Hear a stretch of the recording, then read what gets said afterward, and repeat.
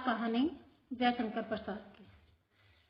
आर्द्रा नक्षत्र। आकाश में काले काले बादलों की गुमर, जिसमें देव दुंदुभी का गंभीर घोष। प्राचीन के एक निरभ्र कोने से स्वर्ण पुरुष झांकने लगा था। देखने लगा महाराज की सवारी। शैलमाला के अंचल में समतल उर्वरा भूमि से सौंधी बांस उठ रही थी। नगर तोरण से जयघोष हुआ। भीड़ में गजराज का चामरधारी शुंड उन्नत दिखाई पड़ा। वह हर्ष और उत्साह का समुद्र हिलोर भरता हुआ आगे बढ़ने लगा। प्रभात की हेम किरणों से अनुरंजित नन्ही नन्ही बूंदों का एक झोंका स्वर्ण मलिका के समान बरस पड़ा। मंगल सूचना से जनता ने हर्ष ध्वनि की। रथों, हाथियों और अश्वारोहियों की पंक्ति जम गई। दर्शकों की भीड़ भी कम न थी। गजराज बैठ गया। सीढ़ियों से महाराज उतरे। सौभाग्यवती और कुमारी सुंदरियों के दो दल आम्र पल्लवों से सुशोभित मंगल कलश और फूल, कुमकुम तथा खीलों से भरे थाल लिए मधुर गान करते हुए आगे बढ़े। महाराज के मुख पर मधुर मुस्कान थी। पुरोहित वर्ग ने स्वस्त्ययन किया। स्वर्ण रंजित हल्की मूठ पकड़कर महाराज ने जुते हुए सुंदर पुष्ट बैलों को चलने का संकेत किया। बाजे बजने लगे। किशोरी कुमारियों ने खीलों और फूलों की वर्षा की। कौशल का यह उत्सव प्रसिद्ध था। एक दिन के लिए महाराज को कृषक बनना पड़ता। उस दिन इंद्र पूजन की धूमधाम होती, गोठ होती। नगर निवासी उस पहाड़ी भूमि में आनंद मनाते। प्रतिवर्ष कृषि का यह महोत्सव उत्साह से संपन्न होता। दूसरे राज्य से भी युवक राजकुमार इस उत्सव में बड़े चाव से आकर योग देते। मगध का एक राजकुमार अरुण अपने रथ पर बैठा बड़े कुतूहल से यह दृश्य देख रहा था। बीजों का एक बार लिए कुमारी मधुलिका महाराज के साथ थी। बीज बोते हुए महाराज जब हाथ बढ़ाते, तब मधुलिका उनके सामने थाल कर देती। यह खेत मधुलिका का था, जो इस साल महाराज की खेती के लिए चुना गया था। इसलिए बीज देने का सम्मान मधुलिका को ही मिला। वह कुमारी थी, सुंदरी थी। कोशीय वसन उसके शरीर पर इधर उधर लहराता हुआ स्वयं शोभित हो रहा था। वह कभी उसे संभालती और कभी अपने रुखे अलकों को। कृषक बालिका के शुभ्र भाल पर श्रम करणों की भी कमी न थी। वे सब बुरानियों में गुथे जा रहे थे। सम्मान और लज्जा उसके अधरों पर मंद मुस्कुराहट के साथ सिहर उठते। किंतु महाराज को बीज देने में उसने स्थिरता नहीं की। सब लोग महाराज का हल चलाना देख रहे थे, विस्मय से, कुतूहल से। और अरुण देख रहा था कृषक कुमारी मधुलिका को। आहा, कितना भोला सुंदरी है, कितनी सरल चितवन। उत्सव का प्रधान कृत्य समाप्त हो गया। महाराज ने मधुलिका के खेत का पुरस्कार दिया। थाल में कुछ स्वर्ण मुद्राएं, वह राजकीय अनुग्रह था। मधुलिका ने थाली सिर से लगा ली, किंतु साथ उसमें की स्वर्ण मुद्राओं को महाराज पर न्यौछावर करके बिखेर दिया। मधुलिका की उस समय की ऊर्जस्वित मूर्ति लोग आश्चर्य से देखने लगे। महाराज की भ्रुकुटी भी जरा चढ़ी ही थी कि मधुलिका ने सविनय कहा, देव, यह मेरे पितृ पितामहों की भूमि है। इसे बेचना अपराध है, इसलिए मूल्य स्वीकार करना मेरी सामर्थ्य के बाहर है। महाराज के बोलने के पहले ही वृद्ध मंत्री ने तीखे स्वर में कहा, अबोध, क्या बक रही है? राजकीय अनुग्रह का तिरस्कार तेरी भूमि से 4 गुना मूल्य है। फिर कौशल का तो यह सुनिश्चित राष्ट्रीय नियम है। तू आज से राजकीय रक्षण पाने की अधिकारिणी हुई। इस धन से अपने को सुखी बना। राजकीय रक्षण की अधिकारिणी तो सारी प्रजा है मंत्रीवर। महाराज को भूमि समर्पण करने में तो मेरा कोई विरोध न था और न है, किंतु मूल्य स्वीकार करना असंभव है। मधुलिका उत्तेजित हो उठी। महाराज के संकेत करने पर मंत्री ने कहा, देव, वाराणसी युद्ध के अन्यतम वीर सिंह मित्र की यह एकमात्र कन्या है। महाराज चौंक उठे। सिंह मित्र की कन्या, जिसने मगध के सामने कौशल की लाज रख ली थी, उसी वीर की मधुलिका कन्या है। हाँ देव, सविनय मंत्री ने कहा। इस उत्सव के परंपरागत नियम क्या हैं? मंत्रीवर महाराज ने पूछा। देव, नियम तो बहुत साधारण है। किसी भी अच्छी भूमि को इस उत्सव के लिए चुनकर नियमानुसार पुरस्कार स्वरूप उसका मूल्य दे दिया जाता है।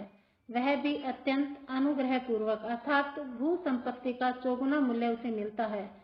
उस खेती को वही व्यक्ति हर्षभर देखता है, वह राजा का खेत कहा जाता है। महाराज को विचार संघर्ष से विश्राम की अत्यंत आवश्यकता थी। महाराज चुप रहे। जयघोष के साथ सभा विसर्जित हुई। सब अपने अपने शिविरों में चले गए, किंतु मधुलिका को उत्सव में फिर कभी किसी ने न देखा। वह अपने खेत की सीमा पर विशाल मधुक वृक्ष के चिकने हरे पत्तों की छाया में अनमनी चुपचाप बैठी रही।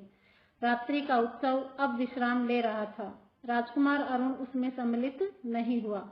अपने विश्राम भवन में जागरण कर रहा था। आंखों में नींद न थी।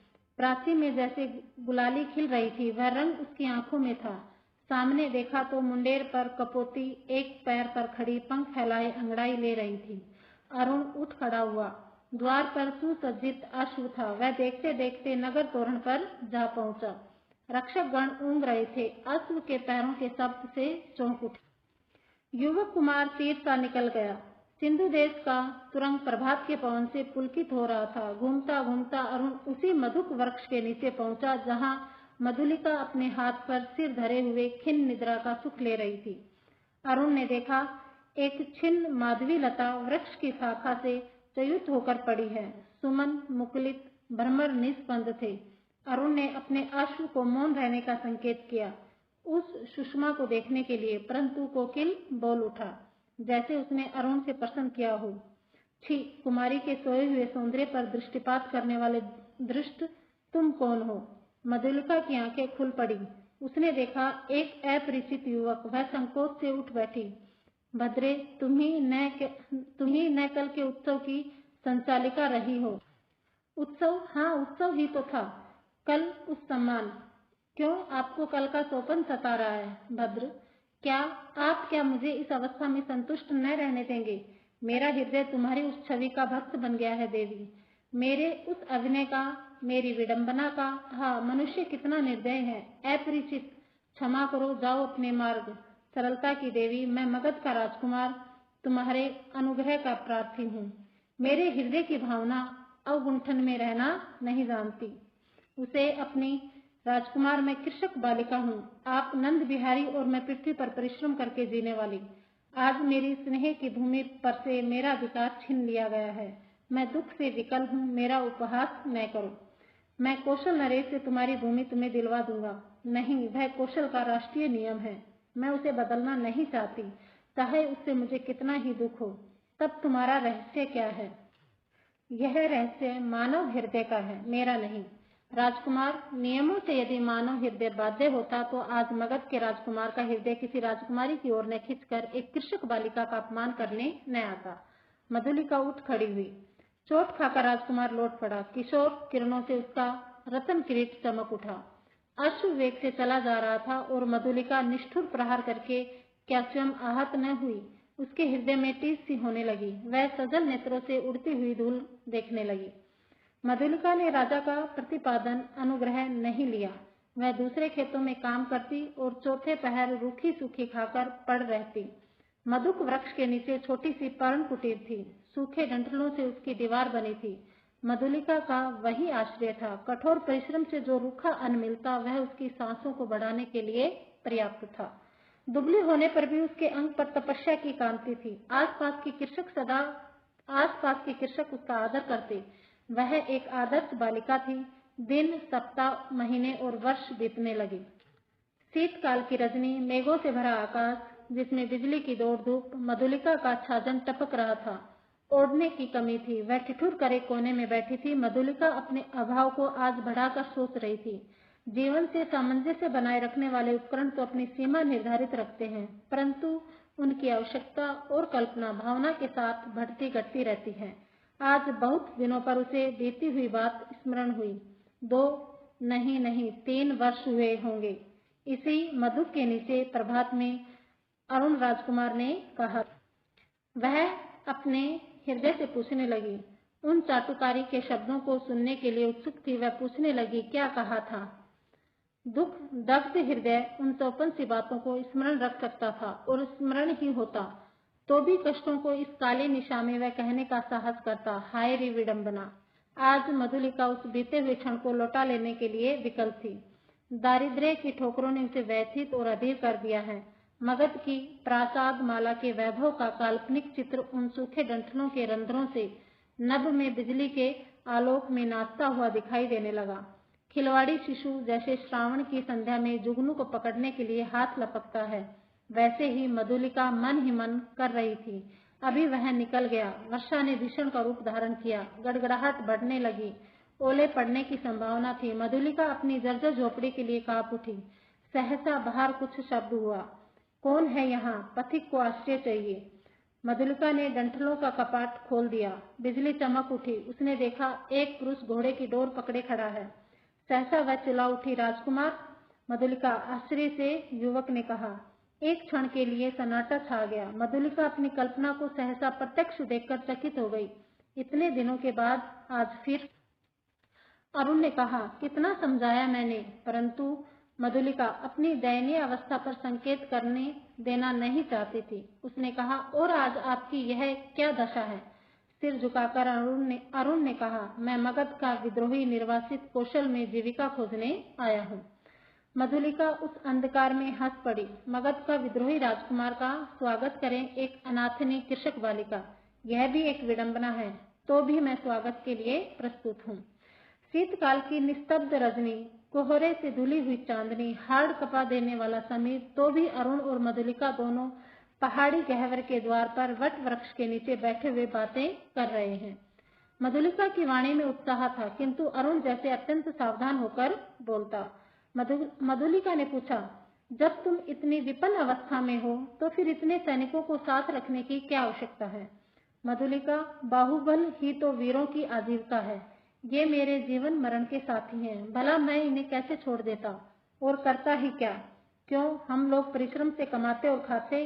अब तो तुम भूल न करो, मैं अपने बाहुबल पर भरोसा करता हूँ। नए राज्य की स्थापना कर सकता हूँ। निराश क्यों हो जाऊं? अरुण के शब्दों में कंपन था। वह जैसे कुछ कहना चाहता था पर कह न सकता था। नवीन राज्य? ओहो, तुम्हारा उत्साह तो कम नहीं। भला कैसे? कोई ढंग बताओ तो मैं भी कल्पना का आनंद ले लूं। कल्पना का आनंद नहीं मधुलिका, मैं तुम्हें राज रानी के सम्मान में सिंहासन पर बिठाऊंगा। तुम अपने छिने हुए खेत की चिंता करके भयभीत न हो। एक क्षण में सरल मधुलिका के मन में प्रमाद का अंधड़ बहने लगा। द्वंद्व मच गया। उसने सहसा कहा, आह, मैं सचमुच आज तक तुम्हारी प्रतीक्षा करती थी राजकुमार। अरुण डिठाई से उसके हाथों को दबाकर बोला, मेरा भ्रम था। तुम सचमुच मुझे प्यार करती हो। युवती का वक्ष स्थल फूल उठा। वह हाँ भी नहीं कह सकी, ना भी नहीं। अरुण ने उसकी अवस्था का अनुभव कर लिया। कुशल मनुष्य के समान उसने अवसर को हाथ से न जाने दिया। तुरंत बोल उठा, तुम्हारी इच्छा हो तो प्राणों से पण लगाकर मैं तुम्हें इस कौशल सिंहासन पर बिठा दूं। मधुलिके, अरुण की खड़क का अंत तक देखोगी? मधुलिका एक बार कांप उठी। वह कहना चाहती थी नहीं, किंतु उसके मुंह से निकला क्या? सत्य मधुलिका, कौशल नरेश सभी से तुम्हारे लिए चिंतित है, यह मैं जानता हूँ। तुम्हारी साधारण सी प्रार्थना वह अस्वीकार न करेंगे। और मुझे यह भी विदित है कि कौशल के सेनापति अधिकांश सैनिकों के साथ पहाड़ी दस्युओं का दमन करने के लिए बहुत दूर चले गए हैं। मधुलिका की आंखों के आगे बिजलियां हंसने लगी। दारुण भावना से उसका मस्तक विकृत हो उठा। अरुण ने कहा, तुम बोलती नहीं हो। जो कहोगे वह करूंगी, मंत्र मुग्ध सी मधुलिका ने कहा।